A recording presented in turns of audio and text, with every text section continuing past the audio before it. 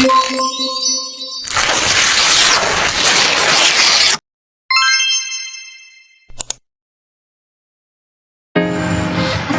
warahmatullahi wabarakatuh. Halo teman-teman, perkenalkan saya Alfi Ulia dari kelas 10-1. Kali ini saya akan membahas materi tentang peran ulama penyebaran agama Islam di Indonesia. Tahukah kalian bahwa kedatangan Islam di Indonesia berkat jasa para ulama yang menyebarkan Islam secara damai, sehingga mayoritas penduduk Indonesia beragama Islam. Penting untuk kalian ketahui bahwa Islam di Indonesia memiliki karakteristik yang berbeda dengan Islam di Mesir, Arab Saudi, dan lain sebagainya. Hal ini terkait dengan sejarah masuknya Islam di Indonesia yang memiliki limpasan garis sejarahnya tersendiri. 1. Masuknya agama Islam di Indonesia. Kapan sih Islam masuk ke Nusantara Indonesia? Siapa yang membawa Islam ke Nusantara Indonesia? Daerah mana di antara pulau-pulau di Nusantara yang merupakan daerah pertama masuk Islam? Pertanyaan-pertanyaan tersebut akan muncul beragam pendapat dan jawaban dari para sejarawan. Wilayah Nusantara sangat luas. Posisi geografisnya terletak di persimpangan jalur perdagangan antara India, Cina, dan Arabia. Maka sulit untuk memastikan wilayah mana yang pertama kali menerima ajaran Islam. Oleh karena itu, ada beberapa teori tentang masuknya agama Islam di Indonesia, sebagaimana diungkapkan oleh Ahmad Mansur Suryanegara dalam buku Api Sejarah Jilid 1. Teori-teori tersebut yaitu: 1. Teori Gujarat oleh Profesor Dr. C. Snok Hukrans. Menurut teori ini, Islam masuk ke Indonesia dari Gujarat. Snok Hukrans berkeyakinan bahwa tidak mungkin Islam masuk ke Indonesia langsung berasal dari Arabia tanpa melalui ajaran tasawuf yang berkembang di Gujarat, India. Wilayah Kerajaan Samudra Pasai merupakan daerah pertama penerimaan ajaran agama Islam, yakni pada abad ke-13 Masehi. Teori ini tidak menjelaskan secara rinci antara maksud dan berkembangnya Islam di wilayah ini. Tidak ada penjelasan mengenai mazhab apa yang berkembang di Samudra Pasai. Maka muncul pertanyaan besar, mungkinkah saat Islam datang langsung mampu mendirikan kerajaan yang memiliki kekuasaan politik besar? Kedua, teori Mekah oleh Profesor Dr. Buya Hamka.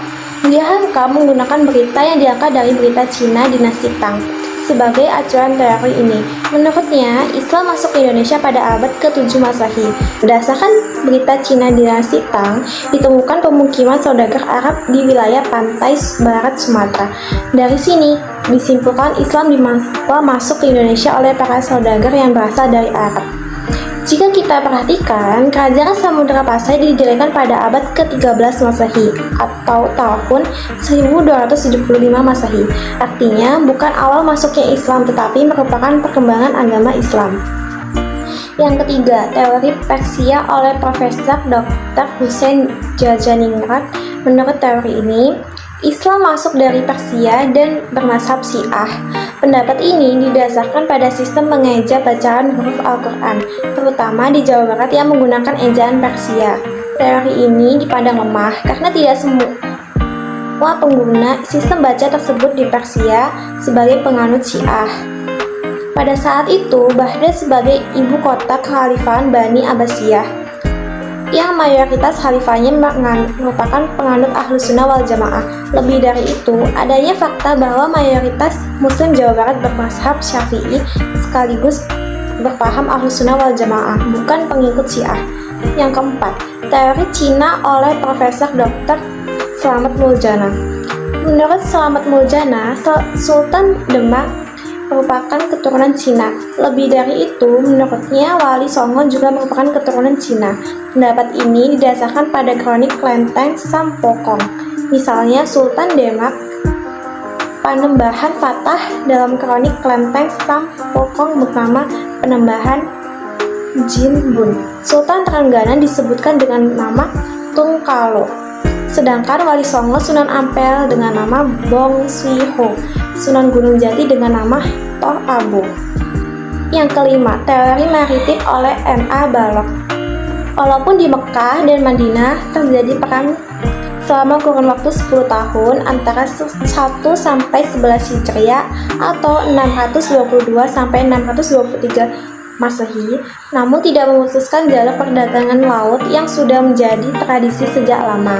Jalur perdagangan tersebut adalah jalur antara timur perniagaan melalui jalur maritim, tengah, India dan Cina. Hubungan perdagangan ini semakin lancar pada masa Khulafaur Rasyidin. Banyak juga para sahabat Nabi SAW yang berdakwah keluar Madinah, bahkan di luar Jazirah Arab. Menurut N.A. Balogh, melalui jalur maritim, yakni pada abad ke-1 Hijriah atau abad ke-7 Masehi, agama Islam dikenalkan di sepanjang jalur niaga di pantai-pantai tempat persinggahannya. Proses pengenalan ajaran agama ini, Islam, berlangsung selama kurun waktu abad ke-1 sampai abad ke-5 Hijriah atau 7 sampai 12 Masehi. Fase berikutnya adalah pengembangan agama Islam terjadi mulai abad ke-6 Hijriah sampai ke pelosok Indonesia. Saudagar pribumi berperan penting dalam proses pengembangan agama Islam di pedalaman-pedalaman. Dimulai dari Aceh pada abad ke-9 Masehi dan diikuti tumbuh dan berkembangnya kerajaan Islam di berbagai wilayah. Untuk selanjutnya, kita masuk di perkembangan kesultanan di Indonesia masa perkembangan agama Islam. Islam telah membangun kesultanan sebagai bentuk kekuasaan politik. Sebagai contoh, Kesultanan Samudra Pasai di Sumatera Utara pada abad ke-13 Masehi, Kesultanan Medan di Gresik, Jawa Timur pada abad ke-11 Masehi. Perkembangan Islam di Indonesia semakin meluas seiring dengan banyaknya raja-raja Hindu yang memeluk Islam. Dengan demikian, terbentuklah Kesultanan Islam di berbagai wilayah di Indonesia. Salah satu motif para raja memeluk Islam adalah untuk mempertahankan kekuasaannya, karena mayoritas rakyatnya sudah memeluk Islam terlebih dahulu. Rakyat berbondong-bondong masuk Islam karena syarat masuk Islam sangat mudah. Lebih dari itu, Islam tidak mengenal sistem kasta. Islam dianggap sebagai agama pembebas bagi rakyat jelata. Tumbuhnya Kesultanan Islam di Indonesia tidak dapat dilepaskan dari sebab timbulnya politik di luar Indonesia. Periode Khulafaur Rasyidin, Bani Umayyah, Bani Abbasiyah, Fatimiyah hingga Kesultanan Turki Utsmani. Kemudian diikuti dengan runtuhnya pengaruh Hindu-Buddha di India dan munculnya kerajaan Monggol. Perkembangan Islam di Peking, Cina berpengaruh terhadap pertumbuhan masjid, pesantren baik di dalam maupun di luar Pulau Jawa. Untuk mengetahui perkembangan mazhab Syafi'i yang dianut oleh mayoritas masyarakat Indonesia termasuk di Kesultanan Samudra Pasai dapat diketahui dari catatan Ibnu Batutah, yaitu penjelajah Muslim dari Maroko yang bernama lengkap Abu Abdullah Muhammad bin Abdullah Alawati At-Taji bin Batutah, yang pernah berkunjung ke Kesultanan Samudra Pasai pada tahun 745 sampai 746 Hijriah atau 1345 Masehi. Pada catatan tersebut dijelaskan bahwa Gujarat berkembang mazhab Syiah, sedangkan Kesultanan Samudra Pasai adalah bermazhab Syafi'i. Perbedaan mazhab antara Gujarat dan Samudra Pasai inilah yang dijadikan alasan oleh Buya Hamka untuk menolak teori Gujarat. Jika benar bahwa agama Islam berasal dari Gujarat, seperti pendapat Snork Bukraj, dan wilayah pertama penerima ajaran Islam adalah Samudra Pasai, maka dapat dipastikan bahwa Samudra Pasai akan bermazhab Syiah. Menurut Ibnu Battuta, Kesultanan Samudra Pasai bermazhab Syafi'i, bukan mazhab Syiah. Oleh karena itu, Buya Hamka berkeyakinan bahwa Islam dibawa langsung oleh saudagar dari Mekah, bukan dari Gujarat. Sejarawan Belanda pada masa kolonial membagi periodisasi sejarah Indonesia menjadi 1. Zaman animisme dan dinamisme, 2. Zaman Hinduisme dan Buddhisme, 3. Zaman Islamisme, 4. Zaman Katolikisme dan Protestanisme. Bertolak dari periodisasi ini, sejarah Islam dituliskan setelah Kerajaan Majapahit mengalami kemunduran pada abad ke-15 Masehi. Tidak dijelaskan bahwa sejak abad ke-7 agama Islam sudah mulai didakwah ke Indonesia. Akibatnya, Islam dianggap baru masuk dan dikenal oleh masyarakat Indonesia pada abad ke-15 Masehi. dibuktikan dengan berdirinya Kesultanan Demak dan kiprah Wali Songo dalam menyebarkan Islam pada abad ke-15. Padahal abad ke-15 Masehi termasuk periode perkembangan Islam di Indonesia. Periode masuknya agama Islam ke Indonesia yang terjadi pada kurun waktu abad ke-7 Masehi atau 1 Hijriah. Sudah jelas kan? Selanjutnya kita akan masuk di pembahasan mengenai tokoh penyebaran ajaran Islam di Indonesia. Banyak tokoh, ulama, dan sultan yang berperan aktif dalam penyebaran Islam di wilayahnya masing-masing.